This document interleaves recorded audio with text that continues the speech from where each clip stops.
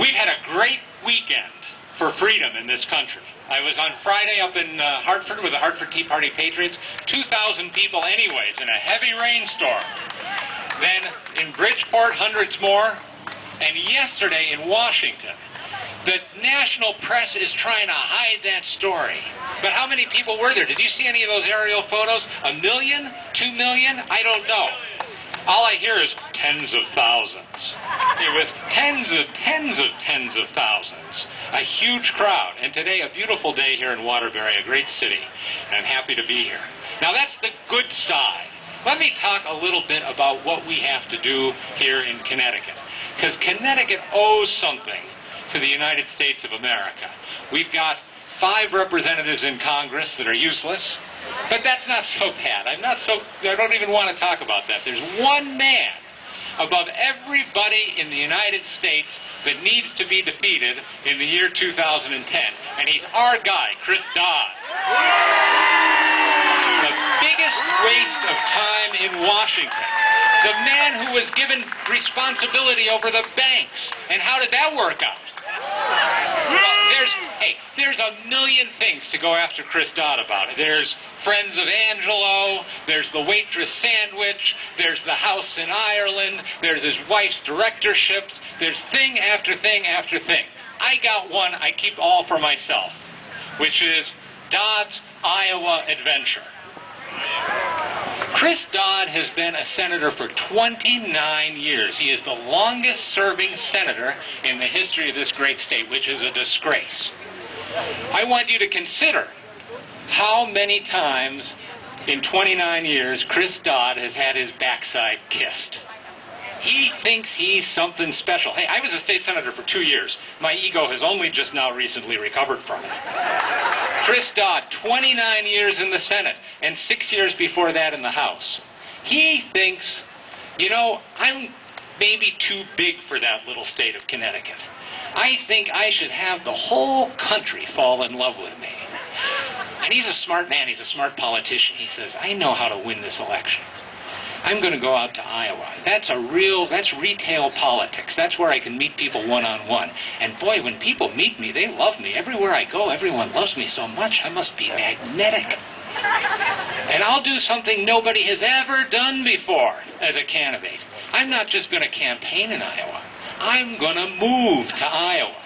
Ladies and gentlemen, I want you to know this, and I want to make sure everybody in this state knows that Chris Dodd moved to Iowa to run for president. When I say move, not just that he rented a house out there, but that he took his little girl and he put her in kindergarten out there. Now that's when you're moved.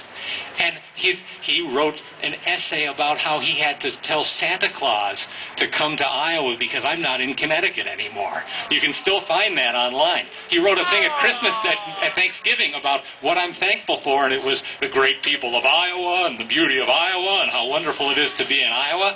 Chris Dodd moved to Iowa. And he also figured, hey, the people of Connecticut, they'll vote for me no matter what I do. And the Banks Committee, I don't have to worry about that. There's no problem with the banks. Who has to watch out for the banks? I can use the Banks Committee to raise money, and he did. He raised more from Fannie Mae and Freddie Mac and AIG than any other politician in the country. And he used Connecticut to raise money. He took the money out of Fairfield County, and he shipped it out and sent it to Iowa, his own jobs program on our behalf, spending Connecticut money out in Iowa. And you know, folks, he had a real campaign. People forget about this. He raised $20 million. He had 12 different headquarters in the state of Iowa. He had over 80 employees. I think he might have had considerably more than 80 full-time employees working for him out in Iowa. And he moved there. He spent months and months crisscrossing the state. How did that work out for him? I have a little visual here, if it hasn't blown away. Is Tanya still out there for me? Oh, come on up here, Tanya, where we can see you.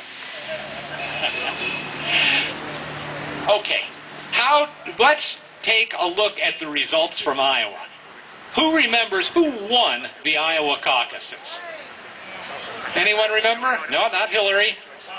Obama. 37.58% of the vote in the Iowa caucuses. Who came in second? Not Hillary. The reprehensible hairdo fellow. Ladies and gentlemen, but especially ladies. I don't know what it is with these hairdo guys. With Edwards and with Kerry and with Dodd. These guys with these wonderful puffy heads of hair. Don't trust them. Number 3. Who came in third in Iowa? Hillary, 29.47%. Those are the big 3. Now, Dodd's reasoning was, if I finish 4th, that'll get me into the... Then I can go to New Hampshire, and it's New England, and people love me. So who came in 4th? Bill Richardson. Remember him, that electoral juggernaut? What did he have there? It doesn't matter. 2-point-something%. So 5th. How about 5th? Was Dodd 5th? No. Tanya. Joe Biden, that space shot, 0.93%. Now, there were only 6 men in the race, right? So Dodd must have come in 6th. No! Uncommitted came in 6th. 0.14%. 0.14%. But Dodd didn't get that much. What did Chris Dodd get? 0.02% of the vote in Iowa. He spent $20 million. He moved to the state.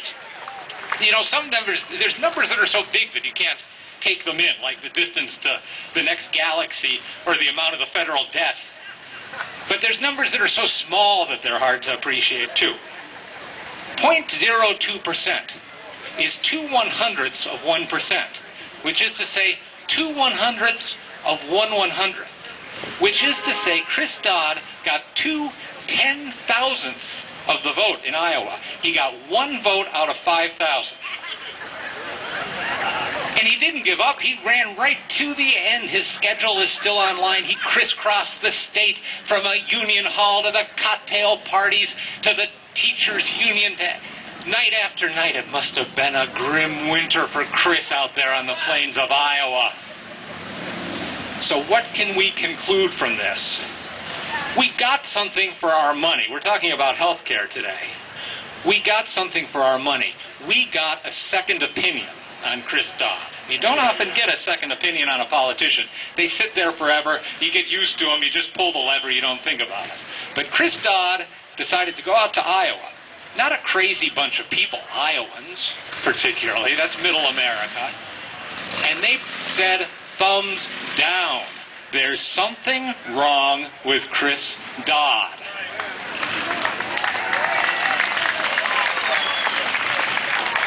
And it's up to us in Connecticut to get rid of him next year.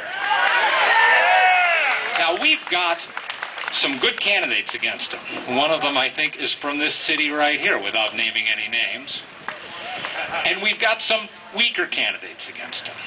But I don't care, in the end, who the candidate is against him. We've got to get rid of Chris Dodd. We can't send him back. We can't reward the kind of failure that Chris Dodd has been on our behalf in the Senate. Now, that's enough about bad politicians.